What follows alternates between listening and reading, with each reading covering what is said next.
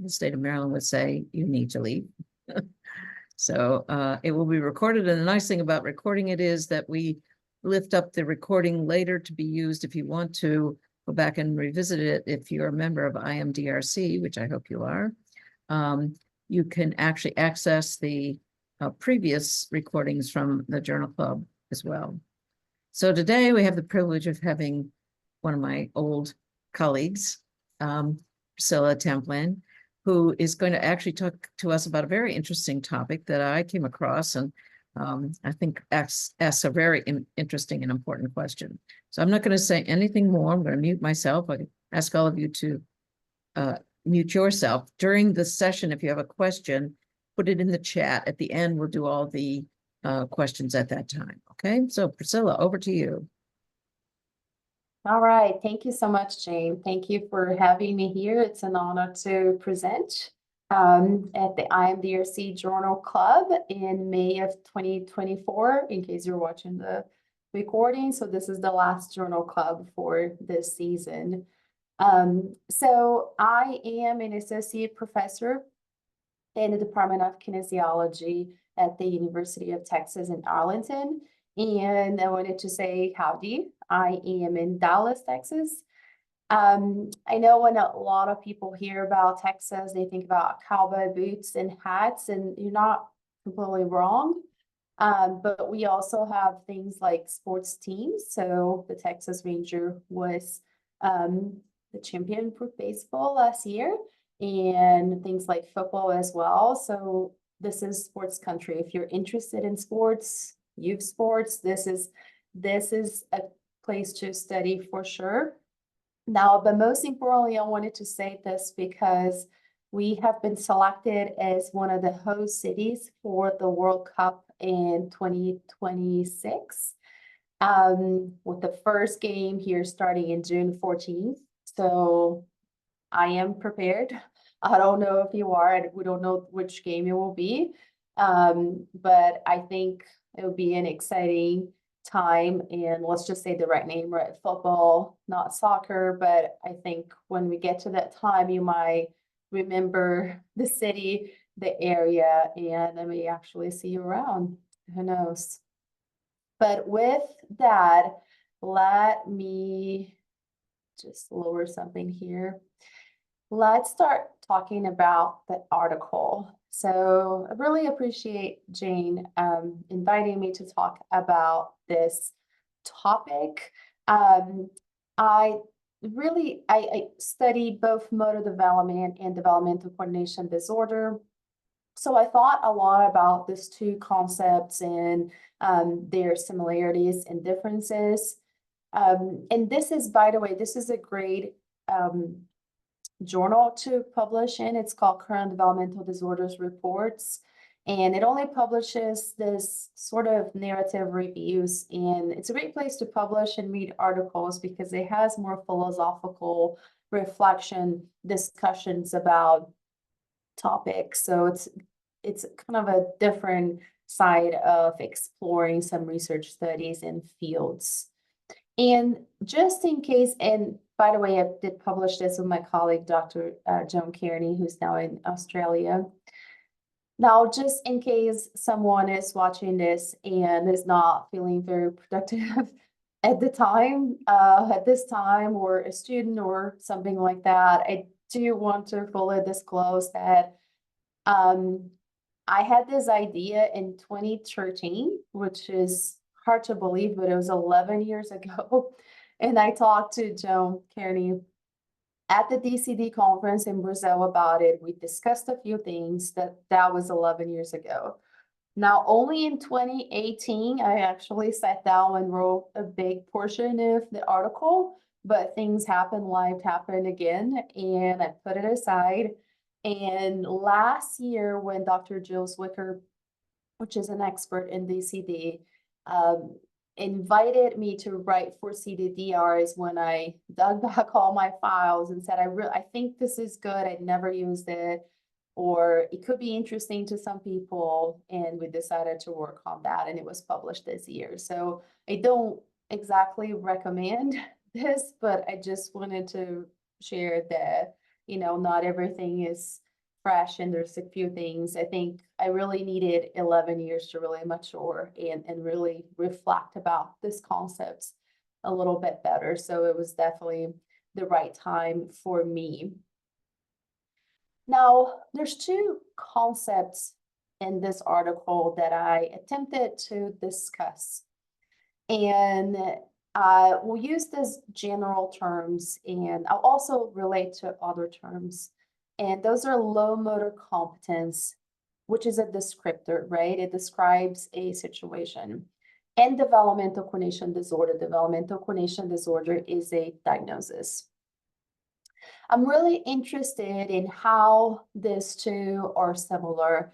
What are the points in which they are distinct? And what do we do when we have a situation when we don't know which one is which? I strongly believe, after working with both of those, that we really need to label things correctly or as correctly as possible to help us understand the concept and make decisions about it.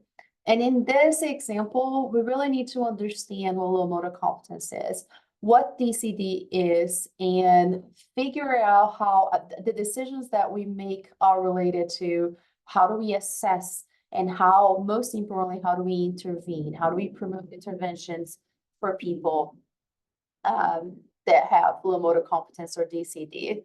Not sure you heard, it's quite a storm happening here. So if you hear thunder and it's normal. It's just another day. So let's start with talking about defining some of these operational terms. And let's start with motor competence. Now, I am not the best person to discuss motor competence, and at the IMDRC, there are many experts in it. So I'll do my best to really explain what I understand about motor competence.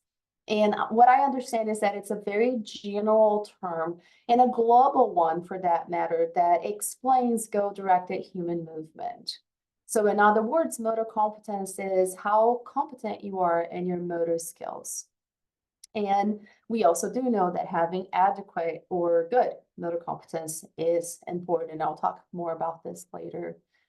Now, many other terms are used interchangeably to describe what I think is about the same idea. And in the health professionals field, we hear a lot of the motor coordination terminology. Also, some assessments of motor development use the terms motor ability, for example, the MABC, or motor proficiency, so the BOT assessment. Even if you're not familiar with, it is a very common, widely used assessment by occupational therapists and physical therapists, at least in the United States. There is another term that is widely used, and it's called fundamental motor skills. Most studies that use the term motor competence tend to assess fundamental motor skills, tend to measure that to describe motor competence. And why not bring in a term more from the motor learning field, right? So motor performance, right? The observable, the behavior that we see at one point, at one time. So I think when we talk about motor competence, we can kind of use all these terms and refer to more or less the same thing. And I will switch back and forth, and I hope it's not too confusing. But in the literature, motor competence was a way to encompass all of those. And my favorite thing to talk about when I talk about motor competence or motor skills is to bring this quote from our very own host, Dr. Jane Clark. And she wrote an article that is called On the Problem of Motor Skill Development. And I really love that article. And I particularly love this quote. And I love to start a class for students with this quote saying that motor skills do not just come as birthday presents. They must be nurtured, promoted, and practiced. And that really makes at least my students think a lot about where the motor skills come from and why don't they come as birthday presents, right? Since there's such a strong relationship between, for example, turning one, right, a big birthday, and maybe crawling at about the same time, a little bit earlier and a little bit, excuse me, walking a little bit earlier or a little bit later, which is a major motor and why not social emotional milestone.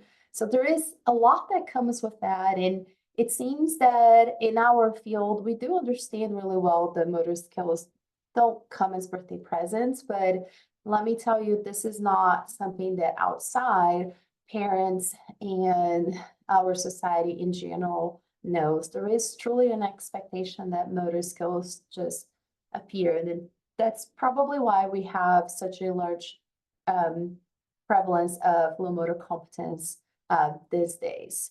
Now, very importantly, motor competence impacts developmental trajectories of health. So the famous Stauden's model kind of shows that it's not just about having good motor skills, but good motor skills or adequate motor competence, to use the correct terminology, does impact physical activity, which impacts your weight, and that impacts your physical health, right? So it does put a special emphasis on a mechanism that can lead to good physical health and even maybe revert some problems in physical health. So it pushes this to the next level of this is not just important because we are developmentalists and we think kids should have good motor skills. There is we go beyond that. Good motor skills can lead to physical health and even mental health, which is not part of this model, but it will be later on in others. So this becomes a kind of a, something related to public policy and public health.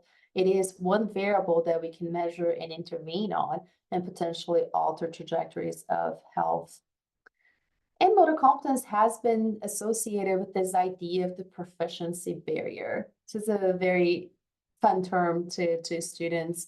And if you don't know what that is, it's related to this inability to move from the fundamental motor skills phase to a more specialized motor skills phase, right? So if you're not proficient in locomotor and manual skills, then you really can move up to more specialized skills, move up, right, as if you were, moving to a higher level. It's an interesting concept, right? And like I mentioned before, most studies that looked at motor competence, they looked at fundamental motor skills, right? So the ability to run, jump, throw a ball, catch, and so on. And these fundamental motor skills are right before this proficiency barrier. So just some interesting concepts related to the idea of motor competence. But here I really wanted to talk about low motor competence, right? Low motor competence is this idea that we have poor motor skills. And it may even be associated with a term called developmental delay, right? So generally, health professionals will use the term developmental delay, typically before age 5, if there's a delay in one area of development, such as speech or language or cognitive or gross motor skills. So there might be a developmental delay in gross motor skills. Low motor competence is really defined as this idea of a delay in low motor competence. But in our field, we tend to define or describe low motor competence as a sort of a below average performance on motor assessments. So let's say we can pick a motor assessment, and I picked a few here so we can think about this a little bit. So there's an assessment called the Brunig-Ozoretsky Test of Motor Proficiency. Again, one other term. And this is widely used again by health professionals. And in this assessment, you can score on 2 different categories, below average and well below average, right? So there is a distinction between being below and well below average. But just for context, anything below the 17th percentile is what is categorized as below average. So this could be categorized as low motor competence technically. Now in the new, to be released shortly in the summer, BOT3 assessment, it's very, very similar, right? So it's actually 1 percentile lower only. So the idea stays the same. And the reason why I'm bringing up this new edition is because, again, a lot of people do use that more in real life than in research. But interestingly enough, there's a new section there that I won't talk too much about, but if you use the BOT3, there is a group of skills that you can combine. They're called movement fundamentals. It doesn't matter what they're for now, but instead of classifying this movement fundamentals in average or below average and above average, they really used the categories mastery, emerging, right? So they used more friendly terms, if you will, right? So if a skill is emerging, it doesn't mean it's late, it's coming, right? So it's just a different way to look at what might be a very similar situation as below average. Now, again, if you're measuring fundamental motor skills to look at motor competence, a lot of people use the test of gross motor development, the second or the third edition, which is the new one. And I really like this, and I like to spend time looking at how the tests describe categories of development. So it uses scaled scores, so the percentile is kind of not as clear as some other assessments, but on the TGMD3, you can score below average, and then after that, you can score in 2 different categories. Below that. So you can score as borderline impaired or delayed, or impaired or delayed, right? Just roughly less than the 8th percentile based on my calculations. And if you're an expert on the TGMD3, please correct me. But I think it's really interesting to go from below average to borderline impaired, so really close, and then, yes, this is a real impairment. Something to consider, what would we define as low motor competence in this situation? And in the MABC assessment or movement assessment battery for children, which is the gold standard and widely used in research associated with developmental coordination disorder, and more used actually in Europe, Australia, and Canada than in the United States.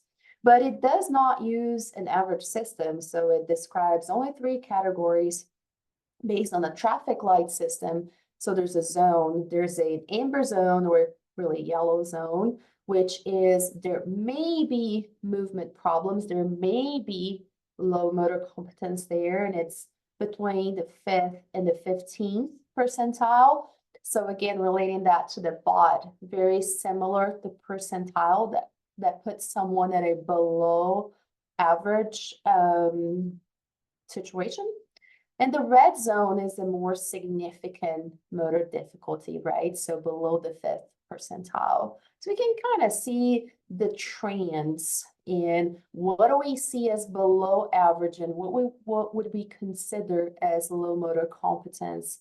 Now, they may be C3, which has been very recently released. I know there's all the 3s, right, coming up. Now, it's fair, there's just a small change, a slight change in 1 percentile there, just a correction, really. So it stays exactly the same.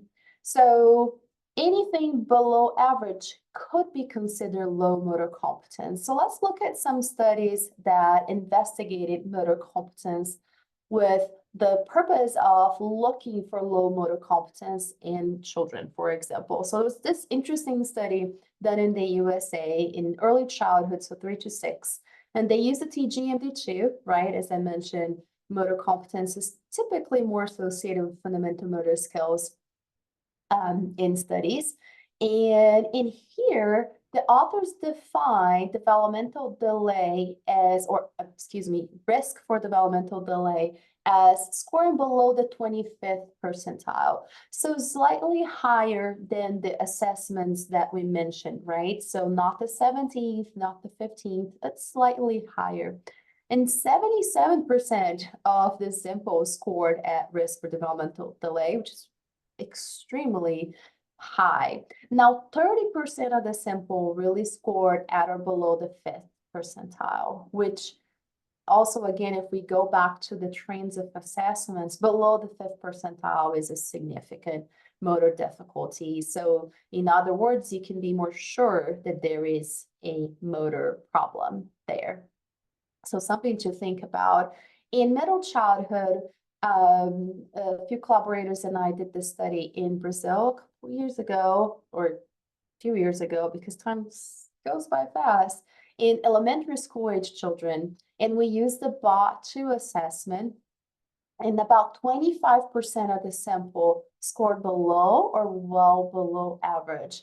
So think about the 30% that we saw before in early childhood, and then 25% in sort of middle, it's not all middle, but elementary school age children. So a very similar percentage here. And then in later childhood and adolescence, this study was conducted in Australia. And then these numbers are really, really interesting and just bring a kind of a, a wow phenomenon to this. What is happening from early childhood to middle childhood to later childhood and adolescence. So they looked at kids in middle school and high school, which it's hard to talk about grades exactly, right? Because they might not be similar or comparable between countries, but they looked at a fundamental motor skill checklist, which is a little bit different than some of the standardized assessments. They're more generally used and know, like the ones I described. But they found low competency, and that was the term that they used, in all 7 fundamental motor skills. And this was split between boys and girls. And there's just an interesting number here that most girls in both middle and high school showed low motor competence in those skills. And then boys, about average, did decrease when they went in high school, but I think the trend is very similar, right? It's a little bit more than 50%, a little bit less than 50%. Now, 30%, 25 to definitely more than 50%, and for girls, an even higher number, right? So that just shows us that low motor competence is extremely prevalent, and why not say a major public health problem these days. And what really causes low motor competence? Why do we go and we test 707 children and we find that 25% of them have score below average? Why would that happen? And this is associated to a lot of different factors, such as low socioeconomic status, and there's conflicting evidence on race as well. And I think it's too conflicting to bring it up here because it's probably socioeconomic status driving this factor. Really inadequate physical education, which is a major driver of motor skill instruction for children.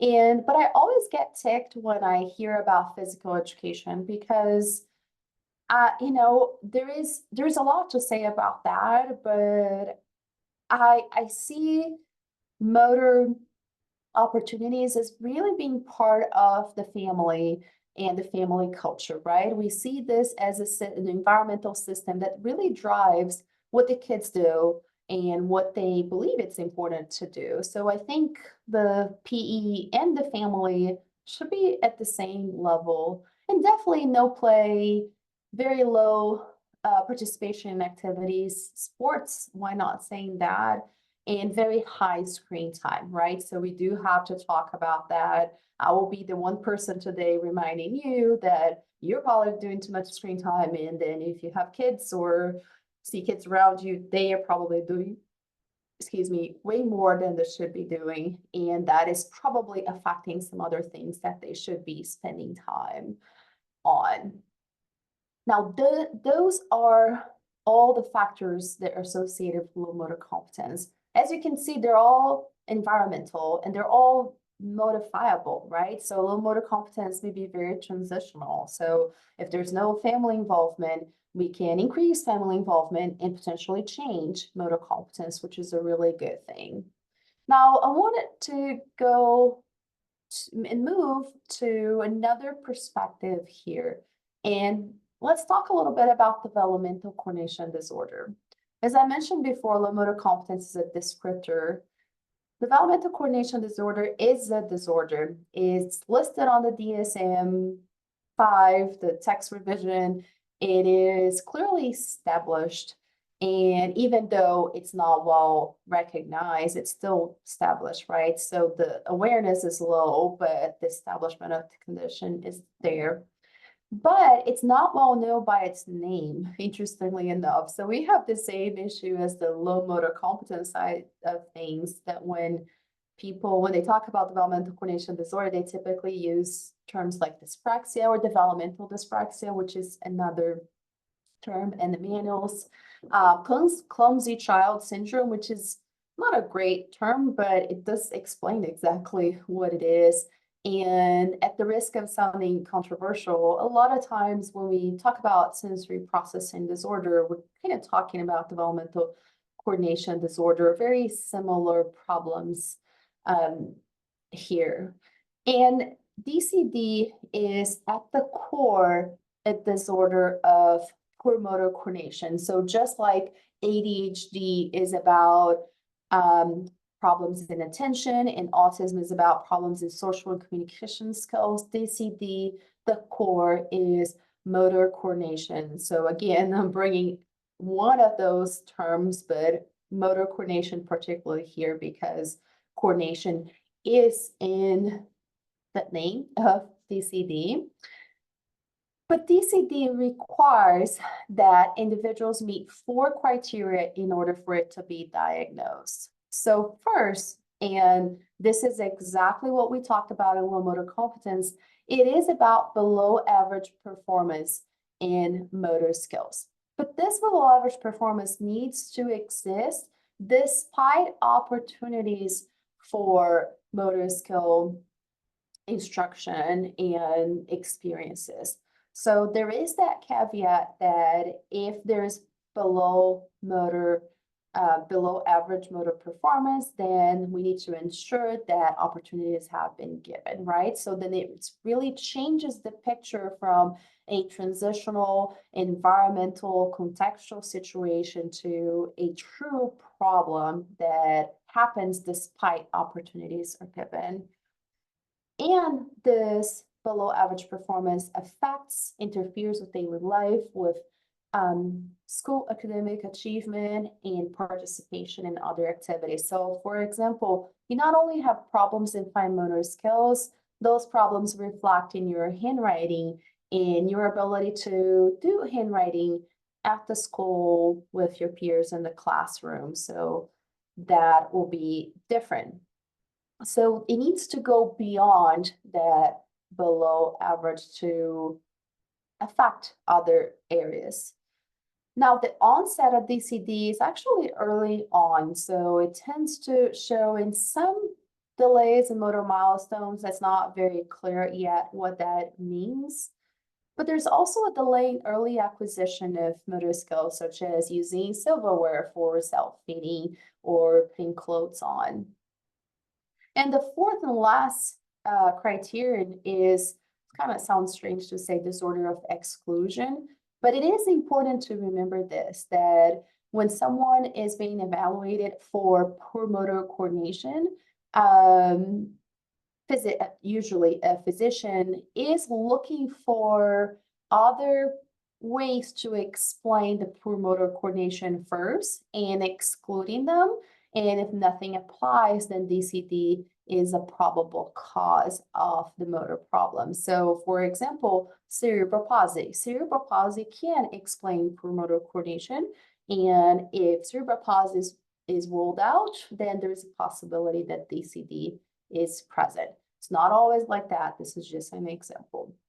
But one important point here is that DCD is also largely prevalent, and about 5 to 6%, so 1 in 20 It is very underdiagnosed, so those numbers are really an estimate, but think about this, right? The low motor competence, 30, 25, then much higher, DCD 5 to 6. Is that high? Very high for a disorder, right? So 1 in 20 in comparison to 1 in, is it 1 in 48, the last estimates for autism? I forget. It's changing rapidly. So, but just a comparison, right? If it is 1 in 48 for autism and 1 in 20 for DCD, autism does have definitely more awareness than DCD and a lower prevalence, even though both are relatively high. So it's something to consider when we talk about estimates for both low motor competence and DCD. Now, one thing that is really important when we talk about DCD, and I cannot stress this enough, is that in DCD, there is a clear difficulty in the process of learning a motor skill. So it's not just about having opportunities for learning. Typically, that process for learning will be very different. So, for example, it might take longer for a child with DCD to learn the same skill. The process may be more variable. They may show more problems with it. They may need extra supports to learn a motor skill. So they may put more effort into it, and they may need to actually spend less time doing it at a time because of the intense effort they put into it.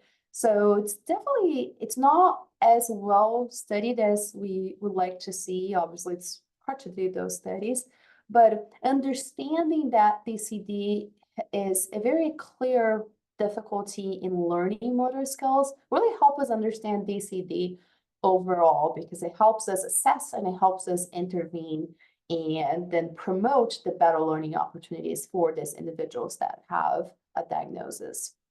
It is also widely heterogeneous, right? So disorders in general, they can have different presentations, and sometimes they're even in the spectrum like autism. There is a range of difficulties in DCD as well, ranging from maybe more difficulties in gross motor skills or more difficulties in fine motor skills, or the interaction between them. But we see definitely differences in there.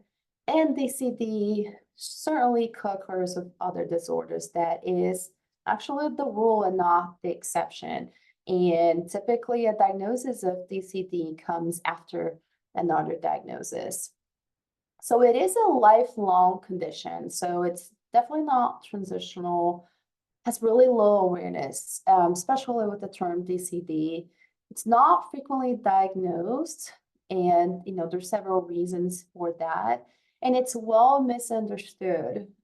It's much easier for, when someone, if you don't know what that is and you don't understand motor skills as the foundation for everything we do, it's much easier to look at a child that is kind of fidgeting in a chair as not paying attention or being distracted, to think, oh, maybe they have a postural control problem, which is associated with DCD. So it is, we don't tend to think as a motor skill problem as the problem driving a child's behavior, for example, which is something interesting to think about.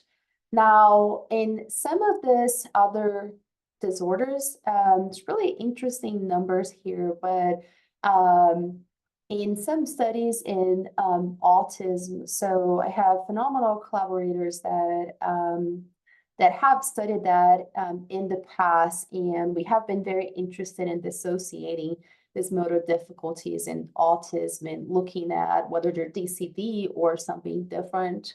But in one particular study, we found that over 90% of the sample met 2 criteria for the DCD diagnosis, 2 out of 4, just really the ones that we can easily assess, which is motor performance and the impact of this motor problems in daily life. Now, childhood apraxia speech is a really interesting disorder because it is comparable to all other motor problems, because it is a problem in producing speech, in the motor process of producing speech. So you would think there might be a correlation there.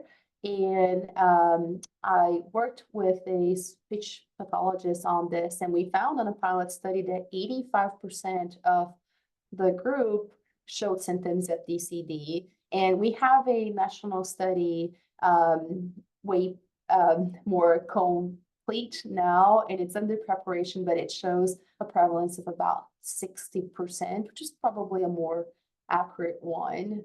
And in ADHD, which is more common and definitely more talked about when it comes to DCD, there's not a lot of clear studies done on that. It's very hard to tease out some of the attentional versus motor aspects of movement, but about 50% of individuals with ADHD typically meet one of the criteria, the below average performance. So half and half, right?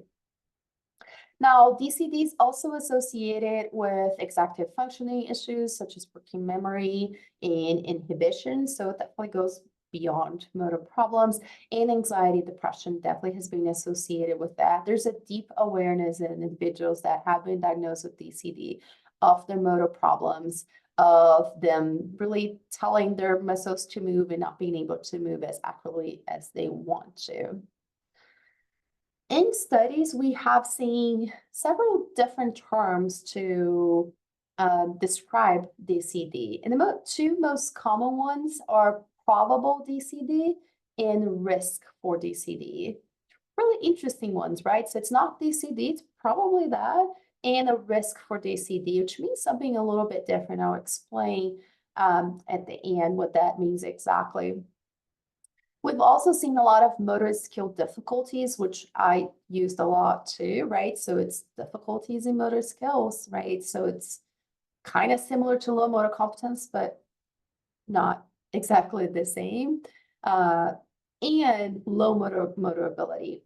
So in one of the DCD conferences in Australia in 2017, excuse me, there was a consensus to use the term DCD whether you have a diagnosis or not, as long as you disclose the criteria and which ones you measured and how you measure them. There's a reason for that. It's really to bring uniformity to the field and awareness for sure. For example, in the ADHD field, people will use the term ADHD whether or not there's a formal diagnosis, and obviously, again, we'll disclose all that. So there has been that push, and since then, there's been less and less studies that use the terminology probable or risk for DCD. So how exactly do they compare to each other? So DCD will always, always, always involve low motor competence because that's the core of it. In any way, again, you define or describe that, right? Thinking more of low motor competence as a general term. But low motor competence is not necessarily DCD, and most times it will not be DCD. Sometimes I think it will, right? So think about those 25% of school-age children. It's probable that maybe 5% of them do have DCD, but the other ones don't, right? They have this transitional situation due to lack of experiences. So it is important to keep that in mind because there's no right and wrong here, but we need to know how we're defining both of them and how we're making decisions about them again. And in the article, we really created this set of characteristics and these distinctions between DCD and low motor competence. So for example, both of them will show below average on any motor assessment, right?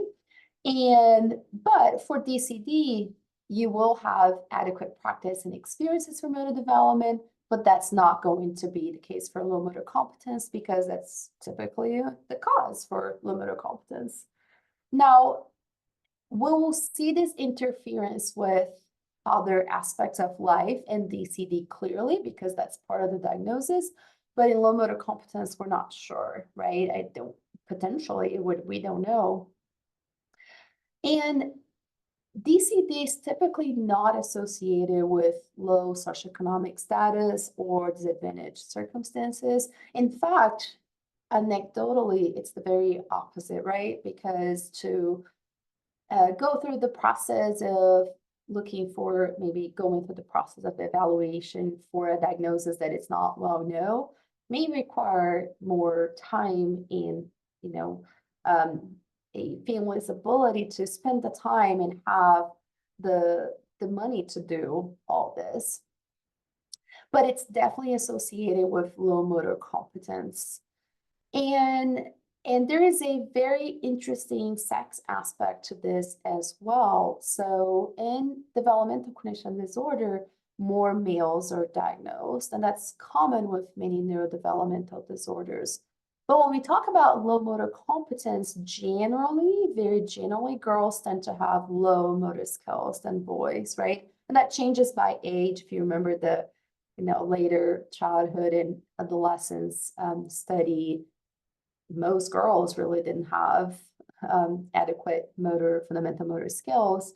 So there is that issue there. And a lot of the studies are sort of conflicting, right? With some showing some problems in ball skills and some show the opposite. But I think still there's that general idea that potential girls have lower, at least fundamental motor skills, but that's the opposite for a DCD diagnosis.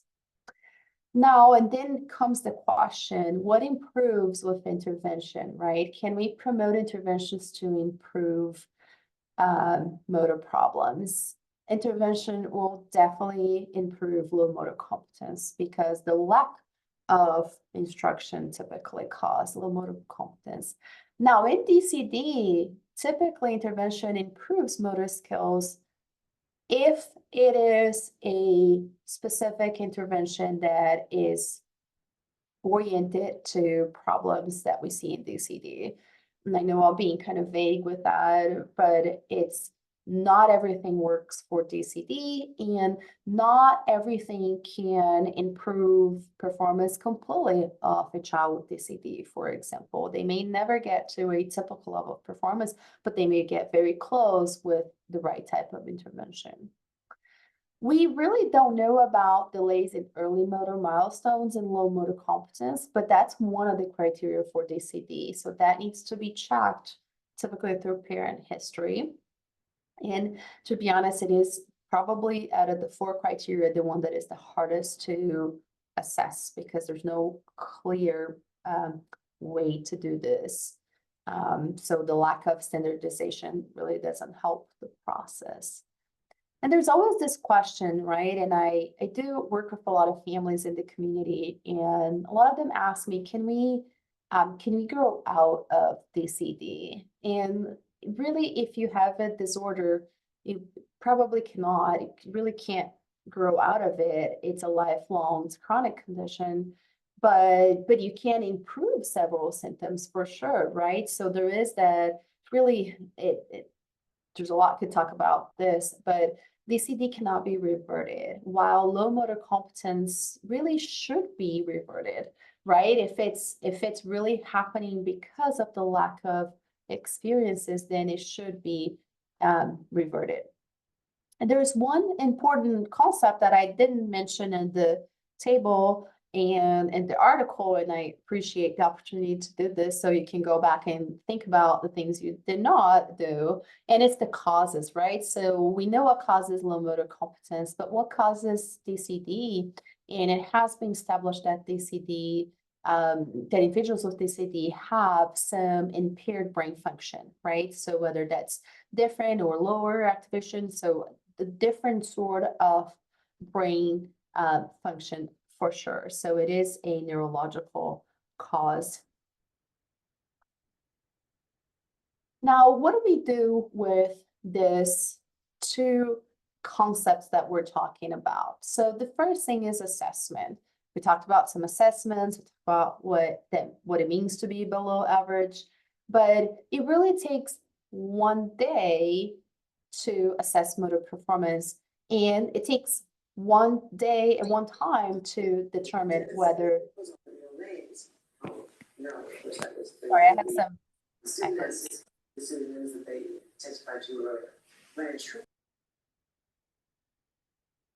Okay. Thanks. So it takes us one time to determine whether someone has low motor competence, right? And it can take up to 3 years for a person to be diagnosed with DCD. That was a study done in Australia. We don't know exactly how long it takes in the US. So it's really a long process, right? So it's really important to start from motor performance and move to understanding the context and family and experiences and the impact of motor problems. Those things can be done, they will really add some to the motor performance, right? And will help us understand, is this really just low motor competence, or could this be something beyond low motor competence like DCD? And then we also need to do intervention. So typically when we work with the potential for a DCD diagnosis, motor experiences are highly recommended from the beginning. So if you think a child has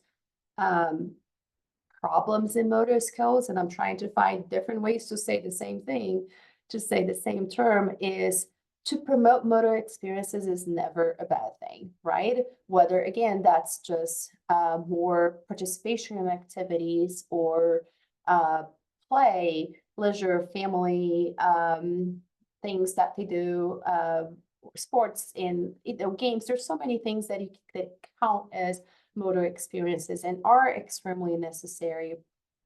And why not saying that we don't do that as a society anymore, right? And I could go on and on about this, and even some of the things that we discuss culturally now on what is happening to children and why is it that they're not, the children that we used to have in the past. And we can argue that lack of motor experiences is part of that.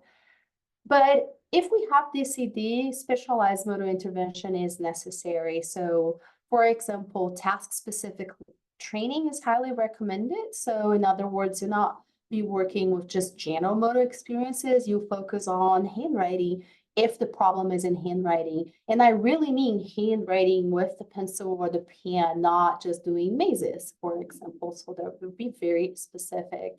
There's also approaches that are highly recommended, such as co-op.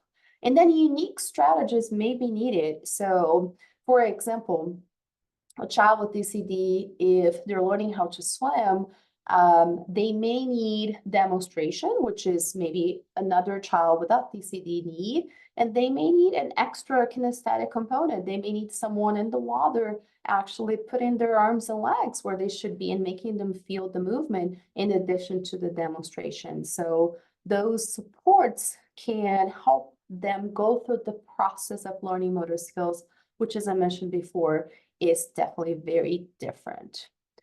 But most importantly, the impact and the cycle of problems in motor competence and DCD is very, very similar. So it's typically a low motor skills and then lower participation and then lower practice and then lower self-esteem and then lower physical activity levels and then less opportunities, then less participation. And we keep, right, just cycling in all these areas and not getting out of the poor motor skills cycle. The impact is definitely similar and definitely really important. And when we think about physical and mental health, right, to major problems nowadays, even in childhood and adolescence, then motor skills is one thing that we can do for that.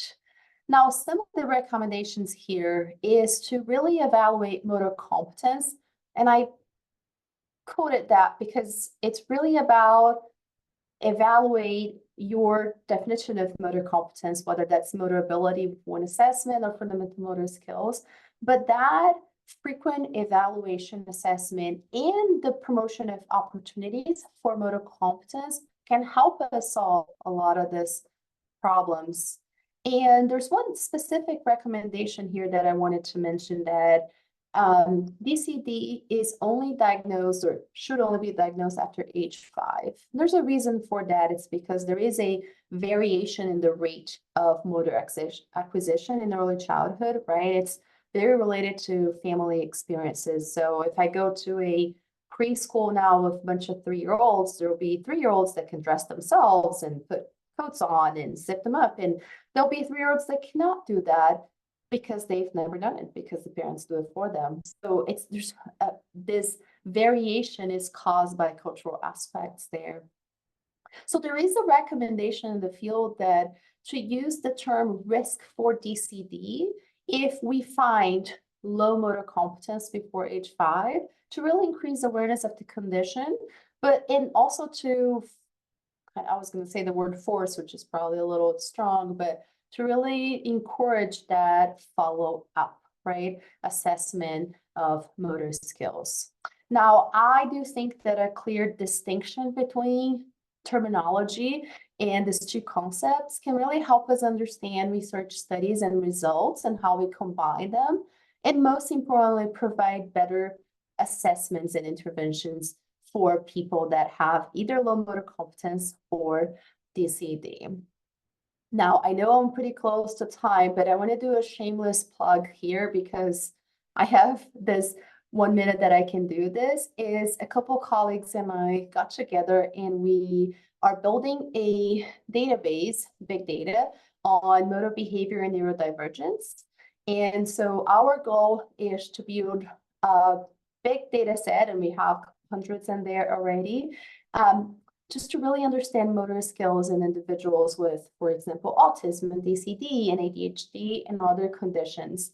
And this is a really great way that to honor participants' time in research and for us to put things together and get some more clear conclusions in the field. So it's super easy to participate. So if you're interested, there's a QR code in here. We're looking for people that can send their data set, and we can work together on how to analyze that and share all this conclusions. So I'll be happy to talk more about that in the future. And I will be in Ghent in a couple weeks, and we'll have a workshop on that, and we'll be happy to discuss this more. And with that, thank you so much for your attention and your time. It was an honor, and I hope this was helpful. Thanks. Thanks, Priscilla. That was wonderful. Very complete. Y'all, if you could unshare your screen. Sure. So that we can, since there's a small group of people, if there are questions, I thought it was, I'll just ask the first question, and others can either raise their hand with a little indicator there, or I'll put it in the chat. In the article, I didn't see as much emphasis on one of the things we really focused on, which is their inability to learn motor skills. And I think, there's so much emphasis on assessment, and not enough on thinking about their you call it the intervention, but I would say even just sometimes the smallest things. And a lot of our kids that we saw were children who did things with the occupational therapist on handwriting without tears, because their handwriting is one of the things that jumps out right away in elementary school when they can't. Now, of course, nobody does cursive, so I guess it's not maybe such a big deal, but certainly that's one of the things that they have a difficulty with. Do you want to comment on this kind of comment about not having the ease of learning things? Sure, yeah. So, and just for clarification, Texas still does cursive starting in 3rd grade. So isn't that interesting? Well, you're in Texas, of course. Yeah. So yes, I think the handwriting particularly is a great way to determine whether there is a motor skill, right? Because you see the clear impact on academic achievement because of that. And then you really see that most kids go through the same learning process and they learn.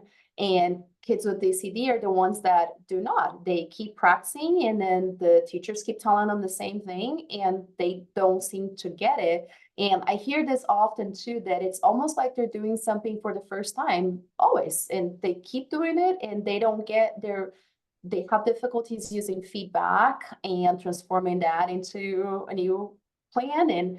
And so there's a lot for us to talk about that, but the emphasis on the motor learning process difficulty is an important one, and you're right, it's not very clear in the article, but it's one thing that we need to, if we can tease out these problems by conducting more motor learn-based studies, then we'll have a lot of answers on that part.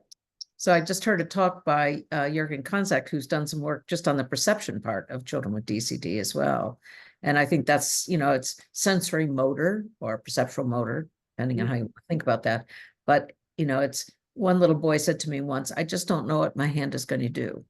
It's like, that's just sad. It just breaks your heart, doesn't it? When somebody says, I don't know what I'm going to do with my hand, and this is like, is it really a breakdown in the perception action connect, or the perception and motor connection, or is it a breakdown? And it could be, remember, these kids are divergent. There's lots of reasons why some will be different too. Of course, you've made that point several times. So questions from others, if you want to either raise your hand or, I don't know how to say your name, Olaklan Nayam? Neve. Neve, okay. Neve, yeah. It's like Neve. Neve. Yeah. Neve. I just want to say, Priscilla, thanks. That was a great presentation. And it was really interesting research. And this isn't so much of a question, but it's more of a comment. So I loved your acknowledgement of not being an expert on motor development. And as a PhD student, I'm kind of just dipping my toe, for want of a better phrase, in the field of motor development and motor learning. And I just wanted to let you know that you gave like a really nice, succinct, and I suppose simplified breakdown of motor development. And I think it's probably the best that I've heard so far, or the one that resonated most with me. And also the way you spoke to the topic in general really spoke to and resonated with a non-expert audience, i.e. me. So I suppose if you're giving a presentation like this again, like to keep all of the slides that you had and your explanations, because it was really, really clear. And yeah, because sometimes I read a paper on motor development and I have in a Scooby what it's about, whereas this I really understood. So it was great. Thanks. That's a nice compliment. Take that, Priscilla. Thank you. Thank Nave. Others? Yeah, Dimitri. Hello, I have a question. Thank you again for your presentation. So when we think of like low motor competence and the modifiable home factors that we can change, so you kind of touched on like family income. We can't really change that. What do you think are the most salient home factors that we can modify in a home environment? That's a good question. We can spend a lot of time talking about that. And we discussed a little bit, right, this role of family involved before, and I know you're studying that. And I really think that, after I went through parenthood, I noticed that, right, there is so much to worry about and to do and to feel like you have to do, that motor skills do tend to stay on the background.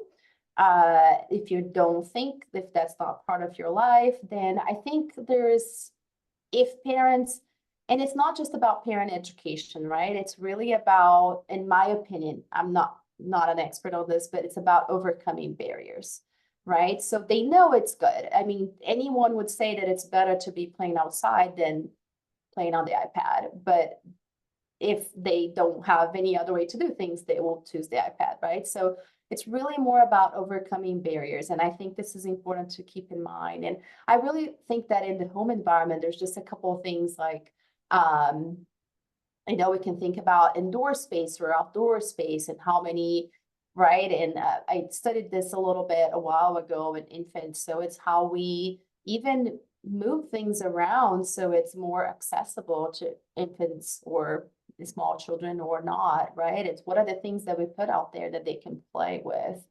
So I think there's a lot there, Dimitri, and I think you know that better than me. But yes, I think there's even small things that we do that sometimes we don't think there's a major impact, could have some impact. So I have a 3-year-old, for example, and it's just simple and silly, but she will not play with anything that is not out there for her, right? So we do a lot of rotation and we do a lot of putting puzzles on the table. So she comes in and sees the puzzle, like, oh, sure, I'll do a puzzle. So Even just changing where things are, right? Even if you can't change the size of the space, could be beneficial. And then obviously that goes beyond that, right? So from the physical space to, you know, let's ride our bikes to the park instead of, right, doing something else.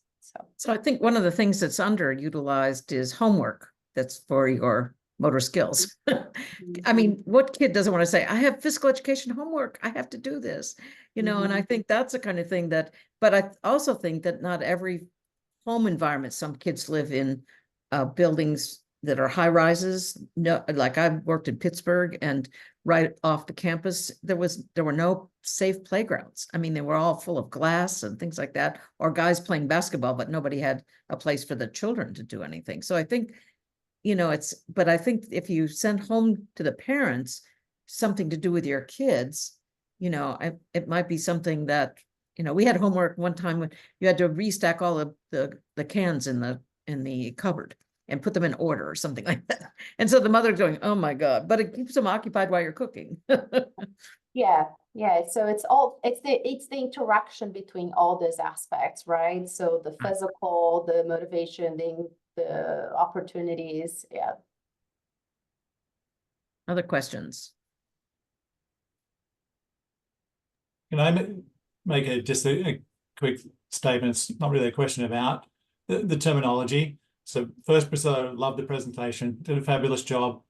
And I really appreciated your point about how important it is that we use terminology precisely. But having said that, I always have an issue when I hear the term motor competence, because as you pointed out, some people define it as an ability, some people define it as a skill.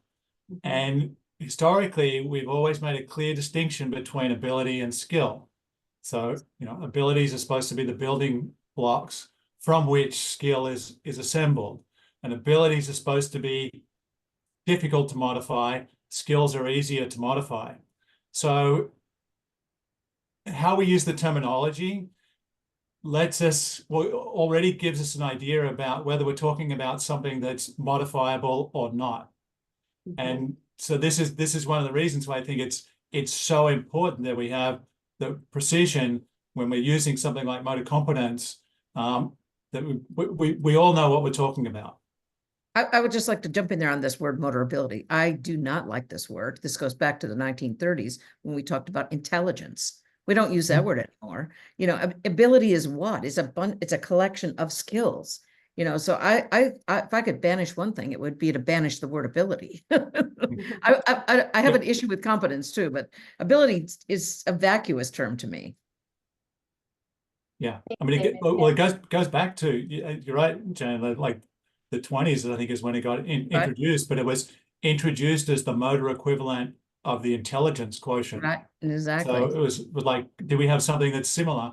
And of course, then we had the general motor ability hypothesis, and the specific motor abilities hypothesis, which is a long time ago, but I mean, the words, it's still out there, it's terminology. Well, this is how old I am. I was in George Stelmach's class, and I had to write a paper in my graduate class on generalized motor ability and specific motor ability. And I was like, oh, just kill me. So that's why I have a very strong feeling when I hear that term. So sorry, Priscilla, I didn't mean to jump in there. I was going to say then, I thank you, David. And I think you and David, you, Jane, and all the other experts can discuss that. That's where I go back and I go like, I just brought something up and then I'm gone, because I think it just goes beyond. I think that your point, it goes beyond a lot of the basic things, right? Just the basic low motor competence and basic DCD. But I think David's take-home message is the important thing. Define your terms and and put them in measurable terms so that you can say what it is you're talking about rather than just throwing it out. So, okay. Others? Sarah took her off mute. Go ahead for it. So, I feel a bit out of my depth, but sometimes I feel like we use the word ability when we mean capability, right? Because I think ability is something that is genetically underpinned, right? Possibly. And that may be depending what type of ability we're looking at. But it seems like a lot of the times people mean the capability of someone to do something, you know, and then that incorporates their experiences and their opportunities and all those other tangible things that we know exist, but it's hard to get people outside of our world to really pay attention to. Does that make any sense? Like I quite like motor competence if we use it in the right way, So as David said. Sarah, I think it's the interesting point is we can think very differently about these terms too, right? And but one important thing to me too, and just like David said, is defining terms, but also some assessments that we use very specific terminology too. And sometimes we, use an assessment that says motor, that says it on the purpose that they want to evaluate motor ability by their standard, and we say that we're evaluating fundamental motor skills, right? So, I'm not saying that's exactly the case, but I think there's something about defining and about understanding what the assessments are actually doing and staying within that lane too. But we can all have different understandings of what that means. The capacity that you talked about, even within the typical motor abilities, right, that we talk about in the motor learning course, like flexibility. Flexibility is highly genetic, right? And you can't be a gymnast at the Olympic Games if you don't have a great level of flexibility, and you can't improve, you can change it dramatically, right? But there's other things like coordination that you can improve more. So I think it's hard to say that it's one thing or the other, but I think the point of defining, understanding exactly what it is that you're measuring and what you're discussing is important. I will just say again, you measure it with a skill. Because there is no thing called a motor ability. It's a bunch of skills that you've called together ability. I will say right? you and David, the experts. So Well, it's all right. It's yeah. an all person's argument. Yeah. Well, I was going to say most of the assessments actually measure skill because the abilities were they're latent constructs. So they're supposed to be measured by big collections of tests that are then factor analyzed to determine what the abilities are. So they don't technically exist anywhere. They're derived from a whole bunch of different measures that are factor analyzed. Whereas skill, you can assess specific skills with specific tests. So there is quite a big difference between the two if you use them, the terminology the way they've traditionally been used. And notice I always call it motor skill development. Mhm. I rarely call it motor development. As we're developing a bunch of little skills. So yeah. I do the same Nick. with learning, motor skill learning. Yes, exactly. Well, that's why you and I are both always, are you motor development people or motor learning people? Again, hello, how do you think you get to be developed? Nick, you haven't said anything. Are you just sitting over there taking it all in? No, so I was trying to decide how much time we had or if I was just going to. Well, you had a shameless plug in there. I thought you'd get in on this. I'm just glad to be back after having to teach at this time all semester. Oh, sorry. Priscila, so I was wrestling with this week in a grant application that was interested in co-occurring disorders for autism.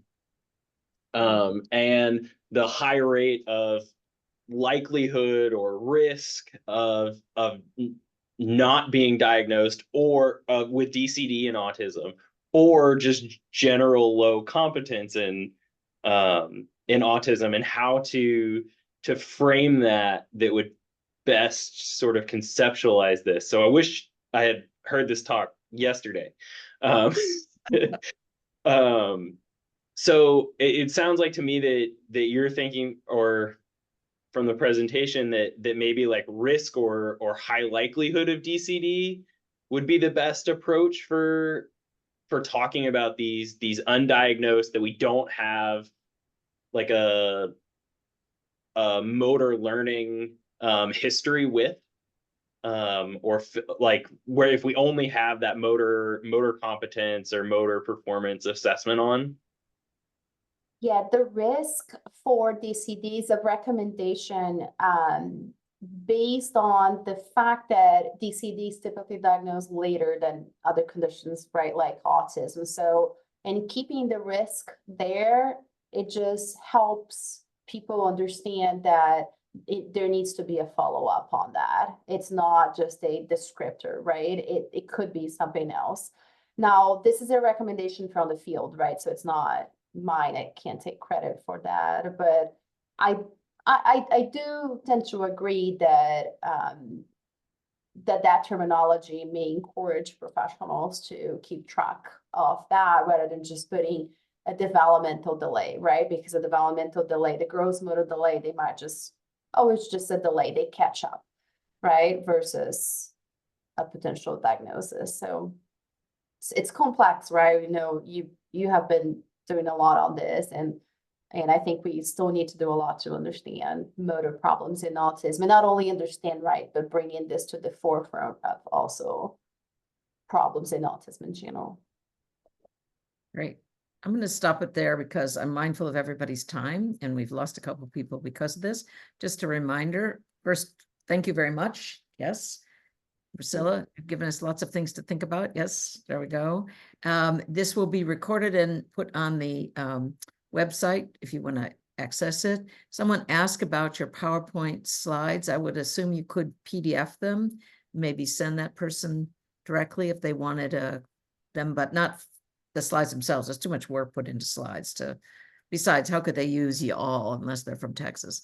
I'll just remind everyone that we do not have a journal club in June, July, and August. Hopefully you'll have a wonderful, I know down under it's actually, you know, summer, winter are just reversed, but it is what it is.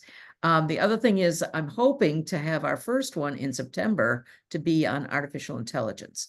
The NASPA conference speaker is going to be Marcio Oliveira, our Brazilian colleague who works here at the University of Maryland, and he's going to be talking at NASPA. And I said, I think it would be great to bring that to our journal club and talk about it specifically just about motor development. I think that would be very interesting. As a person who created her holiday card with ChatGPT, it's not about how to use it in teaching, but really what it might mean specifically to those of us trying to understand motor development. And I will say that the recording now, I don't know if your university is doing this, but ours is now AI companioned. So there's going to be a text that's going to come with it as well. Like, really? So there'll actually not only be the video, but there'll be this sort of someone as if they were scribing this for us. What? I mean, they're taking over the world, but it's okay. It's saving us the time. So again, thank you very much all for coming. Thank you, Priscilla, for doing this, and enjoy your day, folks. Priscilla, stay on for just a second, okay? Bye, everyone.